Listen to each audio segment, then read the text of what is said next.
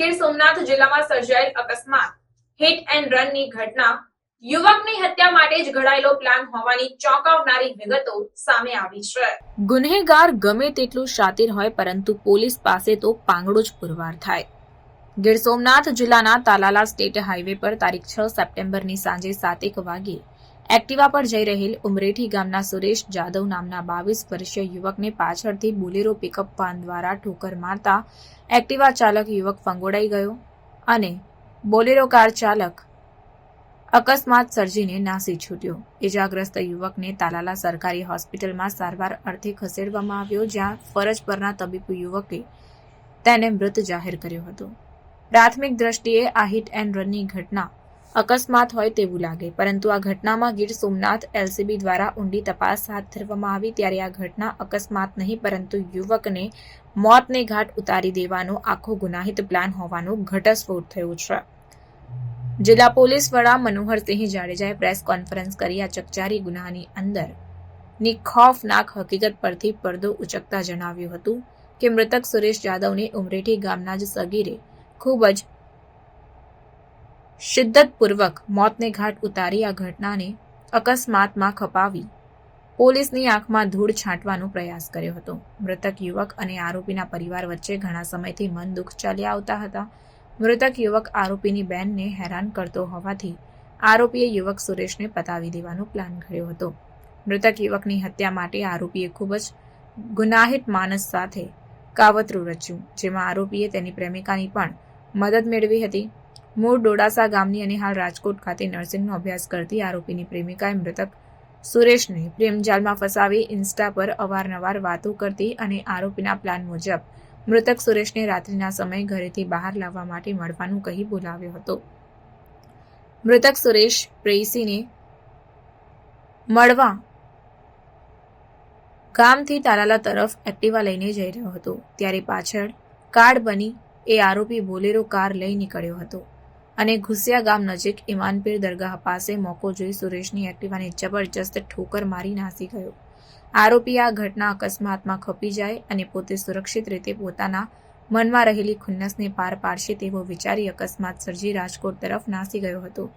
ત્યારે hit and રનની પ્રાથમિક ઘટના બાદ પોલીસે જ્યારે તપાસમાં ઝુકાવ્યું તો એક પછી એક અનેક ખુલાસા સામે આવતા ગયા અને ગીર સોમનાથ જિલ્લા ક્રાઇમ બ્રાન્ચ દ્વારા આ અકસ્માતના મૂળ સુધી પહોંચી, જેમાં આ ઘટના અકસ્માત નહીં પરંતુ યુવકની હત્યા માટેનો પૂર્વ આયોજિત પ્લાન હોવાનું સામે આવતા આરોપીને તેમજ તેની પ્રેમિકા અને અન્ય મદદગાર યુવકને રાઉન્ડ અપ કરી આગવી ઢબે પૂછપરછ કરતા પોલીસ પાસે પોપટ બની ગયેલા આરોપીએ સમગ્ર ઘટનાના વટાણા વેરી નાખ્યા હતા। મારું નામ છે પૂજાબેન બાલુભાઈ જાદવ, શું ગામ છે બેન? રહેવાસી ઉમરેઠી। બેન, આ શું બનાવ બન્યો તો કેટલા દિવસ પહેલા બનાવ બન્યો તો આખો શું બનાવ બન્યો તો? શુક્રવારે હાંજના બનાવ બનેલો છે। મારા ભાઈ વેરાવળ ગયો તો 6 વાગે ફોન કર્યો તો કે બેન હું આવું છું, રસ્તામાં છે। પછી ત્યાંથી એના દોસ્તારનો તાલાળાથી ફોન આવ્યો તો ત્યાં ગયો એટલે એને માથામાં પાઇપ મારી અને એને હત્યા કરવામાં આવેલી છે અને એની માથે બોલેરો ફેરવેલો છે।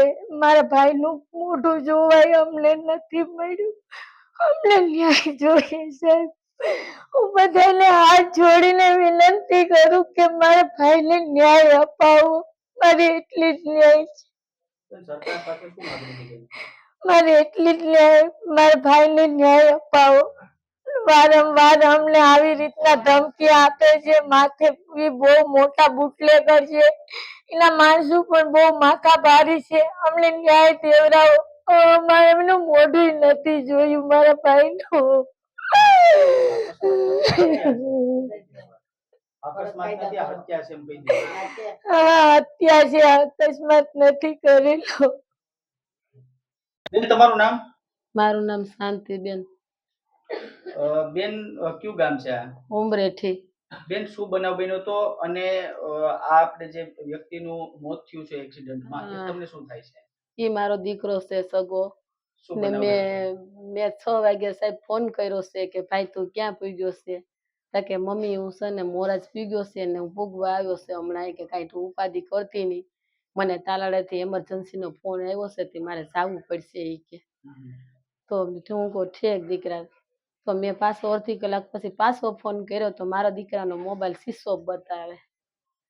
મેં એમ તમને કીધું ક્યારે ખબર પડી હતી કે આવો બનાવ બન્યો છે? અમને બનાવ બન્યો ઈ અમને 8-9 વાગે ફોન આવ્યો અમને હગા કુટુંબમાં. કેવી રીતે આખો બનાવ બન્યો હતો? આવો બનાવ બન્યો ત્યાં વારંવાર કીધા કરતો તો ઈ કે હા બરોબર. હા શું બનાવ બન્યો હતો બેન? હવે બનાવ બન્યો તો મારા દીકરાને મેં ફોન કર્યો તો 6 વાગે તો કે મમ્મી હું ભૂગવા આવ્યો છે ઈ કે ને મને પાછો ફોન કર્યો તો મારા દીકરાનો મોબાઈલ સ્વિચ ઓફ બતાવતો હતો. તો મારા દેરવે ફોન કર્યો કે તારો ઝીણકો છોકરો ક્યાં ઘેરે છે? હું કહું ના ના આવ્યો નથી હજી, એનો મોબાઈલ સ્વિચ ઓફ બતાવે છે. તો મેં કીધું કે કોઈ કીને ફોન કર્યો કે ક્યાં જવું છે? તા કે મારે તાલાળે જવું છે, મને એમરજન્સીમાં બોલાવ્યો છે.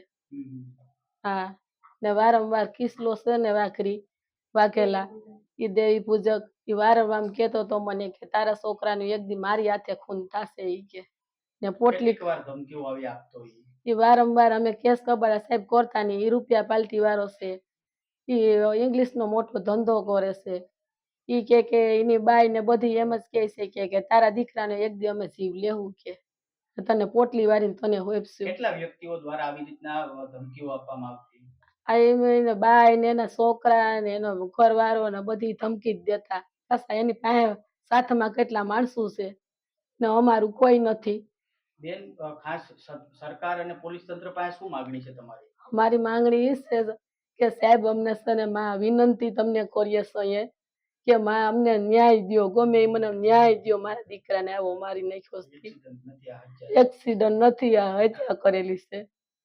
જાણી જોઈને કરવામાં આવી? હા જાણી જોઈને કરવામાં આવ્યું છે ને અમને હોય કેતો જ વારંવાર એટલે એને કરી જ નાખ્યું છે. અમને ખાસ ખબર જ છે કે એને જ કર્યું છે.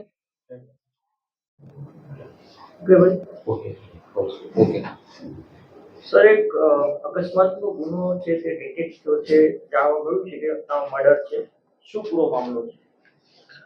6 તારીખે તલાલા પોલીસ સ્ટેશનમાં એક વિગત સામે આવી હતી કે ફેટલ એક્સિડન્ટ થયું છે તલાલા સોમનાથવાડા હાઈવે ઉપર કુસિયા ગામ પાસે, અને જે મરનાર છે એ સુરેશ યાદવ ઉમરેઠીના વતની છે અને એને પાછળથી ટક્કર મારી અને કોઈ વાહન એક્સિડન્ટ કરીને જતું રહ્યું છે. આટલી ઇન્ફોર્મેશનના આધારે પોલીસને એક્સિડન્ટના આધારે તપાસ ચાલુ હતી. એ દરમિયાન અમુક જગ્યાએથી ખાસ કરીને મરનારના સગાવાલા તરફથી અને અન્ય બાતમીદારો તરફથી એવી વિગત આવતી હતી કે આ ખરેખર એક્સિડન્ટ નથી, આમાં કંઈ બીજો એંગલ છે. એના આધારે એલસીબી, એસઓજી ગીર સોમનાથની અને તલાલાના નવા પીઆઈ ગઢવી એ બધા સાથે મળી અલગ અલગ ટીમો બનાવી અને આ જે આખો બનાવ છે એનો રૂટ માટે થઈને ટીમો લાગી ગઈ. સાથે સાથે થોડો સમય જગ્યા ઉપરથી આજુબાજુ સર્ચિંગ કરતા એક બોલેરો મળી આવે છે જેના ઉપર લોહીના ડાઘા પણ હતા. એ બોલેરોના માલિકની તપાસ કરતા એ બોલેરો કોણ ચલાવતું હતું એ વિગત મળે છે અને ત્યાર પછી આખો બનાવ ફેટલની બદલે મર્ડરનો બનાવ હોય એવી પોલીસને ચોક્કસ પુરાવો મળે છે અને એના આધારે આજે અમે એ જે એક્સિડન્ટનો બનાવ છે એને મર્ડર તરીકે કન્વર્ટ કરી અને 3 આરોપી અમે અત્યાર સુધીમાં અરેસ્ટ કર્યા છે. શું કારણે મર્ડર? આ જે મરનાર છે સુરેશ, એની ઉપર 2019માં એક પોક્સોનો ગુનો દાખલ થયેલો. એના જ ગામમાં રહેતી એક છોકરી સાથે એને સંબંધ હશે અને એમાંથી સામસામે ફરિયાદો થયેલી. એ 2019ના બનાવને ધ્યાને રાખી અને આ જે છોકરી છે એનો ભાઈ જે માઇનોર છે અત્યારે, એને રક્ષાબંધન ઉપર એવું નક્કી કર્યું કે આ મારી બેનને હેરાન કરે છે એટલે અમે આને પૂરો કરી નાખવાના પ્લાનિંગમાં છીએ. અને એણે પોતાના બીજા 2 મિત્રો, જેમાંથી એક માઇનોર છે અને એક એની મહિલા મિત્ર છે, આ બધાએ ભેગા મળી અને એને અહીંયા તલાલા બોલાવી અને પાછળથી બોલેરો એક્સિડન્ટ કરાવી અને મર્ડર કર્યું છે. આરોપી વિરુદ્ધ આગળ કોઈ ગુના નોંધાયેલા છે? આરોપી વિરુદ્ધ અગાઉ પોક્સો દાખલ થયેલી છે 2019માં અને જે તે સમયે એ દાખલ થયા ત્યારે એ ઓફિશિયલી અરેસ્ટ પણ થયા છે અને એની સામે ચાર્જશીટ પણ થયું છે. સર શું પ્લાન કઈ રીતે કરવામાં આવ્યો? બધાનો રોલ શું હતો? આમાં જે મુખ્ય આરોપી છે એ માઇનોર છે, એણે પોતાની મહિલા મિત્રને કહી અને આખી એમઓ બનાવી કે આ વ્યક્તિને સાથે 15 દિવસ પહેલા કોમ્યુનિકેશન ચાલુ કરે, એની સાથે વોટ્સએપ ને ઇન્સ્ટાગ્રામ ઉપર સંબંધો ચાલુ કર્યા. ત્યાર પછી એને વોટ્સએપ કોલ, ઇન્સ્ટાગ્રામ કોલ કરી અને તલાલા આવવા માટે થઈ અને લાલચ આપવામાં આવી અને જેઓએ તલાલા આવવા માટે નીકળો ચોક્કસ જગ્યા ઉપરથી એની પાસે વિડીયો કોલ કરાવવામાં આવ્યો. એ વિડીયો કોલના આધારે એનું લોકેશન મેળવી અને એની બોલેરો ગાડી એની પાછળ લગાડવામાં આવી અને મર્ડર કરવામાં આવ્યું.